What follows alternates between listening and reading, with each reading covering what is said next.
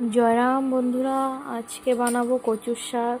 এ দেখো, কচুর শাকটা কেটে কড়াইতে দিয়ে দিয়েছি, সিদ্ধ করে নিয়েছি। এই যে এখন কড়াইতে তেল দিয়ে দিলাম। সোমবারে দেব শুকনো লঙ্কা, 5 ফোড়ন একসাথে দিয়ে দেব। এখন নারকেলগুলো দিয়ে দেব। নারকেলগুলো একটু লাল লাল করে ভেজে নেব। তেজপাতাটাও দিয়ে দিলাম নারকেলের সাথে। এই যে লাল হয়ে গেছে, এখন কচুর শাকটা দিয়ে দেবো। সব কচুর শাক দিয়ে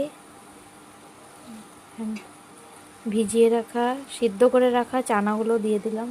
সাথে নুন, পরিমাণ মতন হলুদ গুঁড়ো আর জিরের গুঁড়ো দিয়ে একসাথে ভালোভাবে নেড়ে দেবো। অল্প নাড়াচাড়া করে দেবো।